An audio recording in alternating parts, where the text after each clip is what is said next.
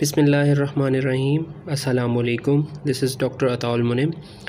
ये वीडियो जो बनाई जा रही है ये अंडरस्टैंड करने के लिए है कि टी टेस्ट को हम कैसे असेस कर सकते हैं इन ए सिनेरियो बेस्ड क्वेश्चन और उसकी इंटरप्रिटेशन हम कैसे करेंगे।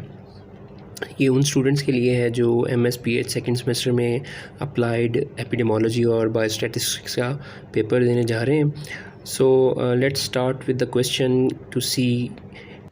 बट बिफ़ोर दैट मैं आपसे अगेन रिक्वेस्ट करूँगा कि अगर आपने ये वीडियो या चैनल ये सब्सक्राइब नहीं किया हुआ तो प्लीज़ इस चैनल को सब्सक्राइब करें और वीडियो को एंड तक देखें और लाइक भी करें। सो क्वेश्चन क्या है कि given data of 6 medical students who went through a series of training to enhance their skills for performing an open heart surgery. The skills of the students were assessed before the start of the course and at the end of the training. Now using the SPSS output provided below, answer the following question. Now इस question के अंदर बड़ा important जो assess करने के लिए student को for as an examination point of view ये देखना पड़ेगा कि हम स्कोर्स को असेस कर रहे हैं और स्कोर्स जो हमारा होता है वो एक स्केल डाटा होता है एंड इसमें हम एक ट्रेनिंग करवा रहे हैं जो कि एक इंटरवेंशन है और उस ट्रेनिंग में एक ही ग्रुप ऑफ मेडिकल स्टूडेंट जो कि 6 मेडिकल स्टूडेंट्स का ग्रुप है उसको उसकी असेसमेंट कर रहे हैं, स्कोरिंग कर रहे हैं before and after the training. और जो असेसमेंट है वो उनकी स्किल है फॉर ओपन हार्ट सर्जरी। तो इस तरह के सिनेरियो में जिसमें स्केल डाटा की असेसमेंट हो रही हो इन टर्म्स ऑफ मीन्स और बिफ़ोर एंड आफ्टर उनको असेसमेंट किया जा रहा हो, इस तरह के टेस्ट में क्वेश्चन में जो SPSS टेस्ट अप्लाई किया होगा वो पेयर्ड टी टेस्ट होगा, क्योंकि पेयर्ड टी टेस्ट की खासियत ये है कि इसमें हम एक ही सैंपल के ऊपर before and after the intervention means को असेस करते हैं कि मीन्स में कितना डिफरेंस है और वो क्या डिफरेंस सिग्निफिकेंट भी है या नहीं है। Now let's go towards the A part of the question. What are the 2 mean values being compared in this study. Now अगर आप देखें जो हमारी पेयर्ड सैम्पल स्टैटिस्टिक्स में जो फर्स्ट टेबल शो कर रहा है इसमें प्री एंड पोस्ट मीन्स लिखे हुए हैं। दैट मीन्स प्री मीन जो है वो 19.833 है एंड पोस्ट जो ट्रेनिंग जो स्कोर था वो मीन स्कोर 23.833 था। So these were the 2 means which are being compared in this scenario.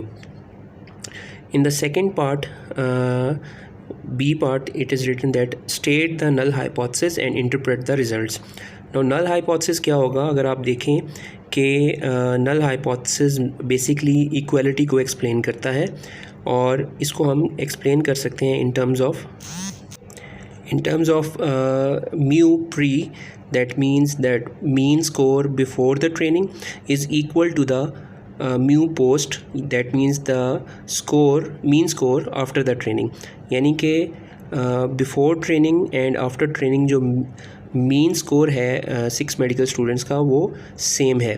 This is our null hypothesis as per question। अगर इसका opposite question आ जाए कि alternative hypothesis क्या होगा तो हम लिख सकते हैं कि mu pre is not equal to mu post, या इसको हम अदर तरीके से भी लिख सकते हैं कि mu pre is less than mu post, या फिर अगर नल हाइपोथेसिस को लिखना हो तो then it would be written in other way. Now let's move towards the interpretation of the in the lower table we can see the values which will help us in the interpretation of this t test. First thing is the difference of the mean, the pre minus post mean difference is -4. 95% confidence interval with lower and upper limit is -4.66 to -3.33. It does not contain zero value, that is the null value, so it is significant. And the third important value is the significant two-tailed value, which is the p value, which is also again less than 0.05 and it is significant.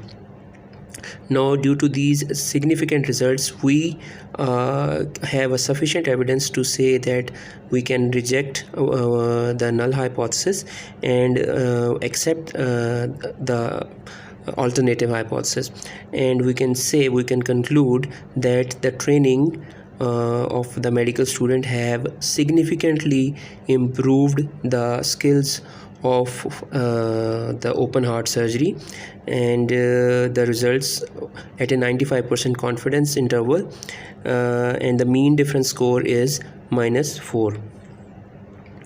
So this was a short video for the interpretation of the t-test and how to assess which test is applied. In the next video we will be making a small video for unpaired t-test or independent t-test, and further we will be discussing different biostatistics and applied epidemiology test using different case scenarios and questions. Video को देखने का बहुत बहुत शुक्रिया, और आखिर में मैं अगेन आपसे रिक्वेस्ट करूँगा कि मज़ीद वीडियोस को देखने के लिए बेल आइकॉन को भी प्रेस करें एंड चैनल को लाजमी सब्सक्राइब करें। शुक्रिया।